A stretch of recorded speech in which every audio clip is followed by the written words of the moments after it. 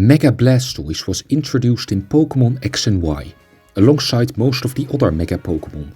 Although its Mega form gave Blastoise a huge boost to its special attack and some smaller but equally appreciated boosts to both defenses, it failed to make a sizable impact in the main competitive metagame of Generation 6, being the Overused division. As such, it dropped to the second division of competitive Pokémon, the Underused division, where it became a decent but not amazing Pokémon. When the next generation came around, Mega Blastoise now had to contend with powerful Z moves, which it couldn't use itself as it had to hold a Mega Stone to Mega Evolve. This, combined with the power creep of the new Pokémon, knocked Mega Blastoise out of Underused and down to the third division, rarely used. However, just one generation later, Mega Blastoise would not only manage to escape the downward trend it had found itself in since its introduction, but it would become so powerful that it would end up banned from National Dex Overused, the first division of National Dex competitive Pokémon. What caused this massive boost in the viability of Mega Blastoise? Well, its newly acquired power and subsequent ban can be attributed to a perfect storm of both the way in which the National Dex tier works and one massive buff in particular that regular Blastoise was given in Generation 8. Let's tackle National Dex itself first. Generation 8 was a big shake-up for competitive and casual fans alike. Of course, it all started with Dexit, the confirmation that not every Pokémon from past games would be obtainable in this generation, something that had been a norm for every Pokémon game up to that point. While this upset many casual fans, it also meant that several staple Pokémon from previous generations, like Gliscor, Serperior and Greninja, would not be returning as well. Secondly, while Mega Evolution carried over from Generation 6 to Generation 7, neither Mega Evolutions nor Z-moves carried over to Generation 8, also removing Pokémon like Mega Blastoise and Ultra Necrozma altogether. Lastly, some important moves were also removed from Generation 8, such as Pursuit, which a lot of Dark types had made excellent use of in past generations of competitive Pokémon. All of this meant that competitive Generation 8 would be a lot more limiting than previous generations, on paper at least. Thus, upon Generation 8's release, competitive players that did want to play with both old and new Pokémon responded in their own way, creating a new unofficial competitive tier, National Dex. This tier basically functions as a cultural melting pot of every generation, including every Pokémon from all generations and keeping Mega Evolution and Z moves around, creating a tier where it is possible for Mega Blastoise to fight alongside newer Pokémon like Corviknight. However, most important to this video, the move pool of a Pokémon in National Dex not only includes every move it has historically had access to, regardless of if the move still exists in the modern games or not, but the move pools of Mega Pokémon also include moves that their regular counterpart receives in newer generations. For example, while Mega Scizor doesn't exist in Generation 9, Mega Scizor was given access to close combat in Generation 9 National Dex when its base form received the move in Scarlet and Violet. This was a great buff for Mega Scizor, as it could now defeat steel types like Heatran and Corviknight more consistently, seeing as close combat didn't make Mega Scizor weaker with each consecutive use, unlike its previous strongest fighting type move, Superpower. So, based on this example, moves that regular Pokémon get in later generations can indirectly influence the viability of their Mega forms in National Dex. So, you can probably see where this is going.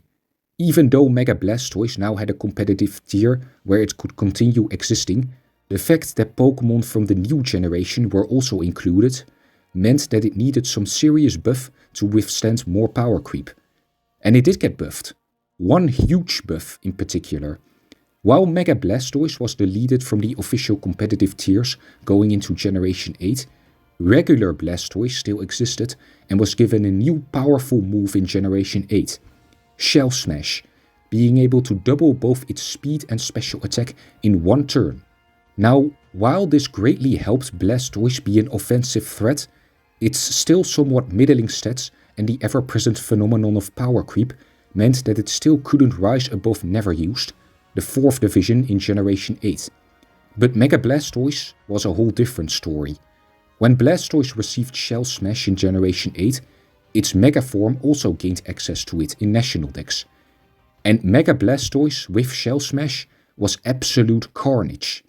The thing is, Mega Blastoise had always had a lot of attacking power, mainly through its high base special attack and its ability Mega Launcher, giving moves like its Stab Water Pulse and coverage moves like Dark Pulse and Aura Sphere a huge boost in power. However, the main thing that often held it back from being an ideal special attacker or sweeper was its rather lackluster speed, meaning that the opposing team would likely have multiple members that could outspeed and deal heavy damage to Mega Blastoise. Because of this, Mega Blastoise often specced more into its defensive capabilities and its access to Rapid Spin to clear entry hazards for the rest of its team, with its offensive capabilities only acting in support of this role, as it could for example scare out most Ghost types looking to block Rapid Spin with a powerful Mega Launcher boosted Dark Pulse. However, entering Generation 8 this role was flipped on its head due to Shell Smash. Suddenly, Mega Blastoise could double its speed in a single turn, allowing it to outspeed almost anything not holding a Choice Scarf.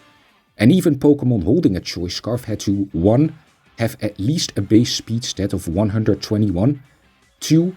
Invest 252 whole EVs into it, and 3.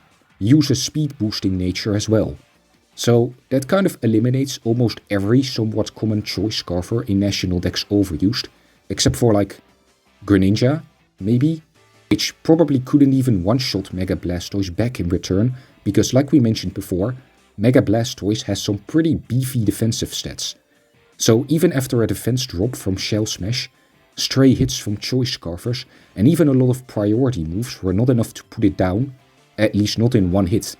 On top of this, its already enormous power got doubled as well, which was already a great help to regular Blastoise with its pretty underwhelming base 85 special attack. But for Mega Blastoise, with its base 135 special attack and its ability Mega Launcher to boost its most commonly used moves further, being able to double that damage output in one turn on top of fixing its most lackluster stat was absolutely insane. Mega Blastoise became one of the premier endgame sweepers with its incredible speed and power, with its good bulk granting it plenty of opportunities to set up with Shell Smash. The combination of all these amazing traits turned out to be a detriment to the overall National Dex metagame. In other words, Mega Blastoise was so good at what it did that a quote-unquote good team would have to go out of its way to account for it, including one or more Pokémon that could counter a boosted Mega Blastoise. Pokémon that otherwise may not have been all that great against other staple Pokémon, but they had to be on the team, because otherwise you would get swept by anyone using Shell Smash Mega Blastoise. This is often the sign that a certain Pokémon is broken, having too much of a dominant presence to the point that certain Pokémon are almost mandatory to include on a viable team just to answer it.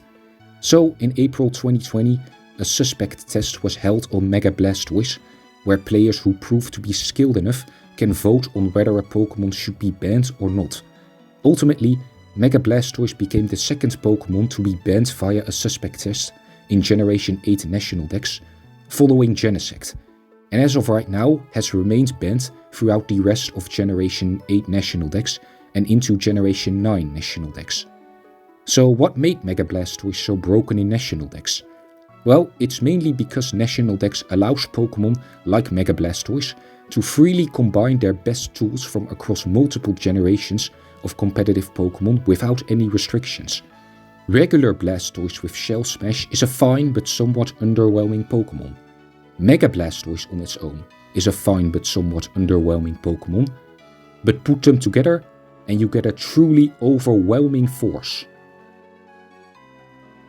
What up YouTube, it's Luca, back again to thank you for watching this video. This is the first time I've tried to make a video in this style, so I hope you enjoyed it. I might make more of these in the future if this one does well, so if you want to show your support, make sure you do.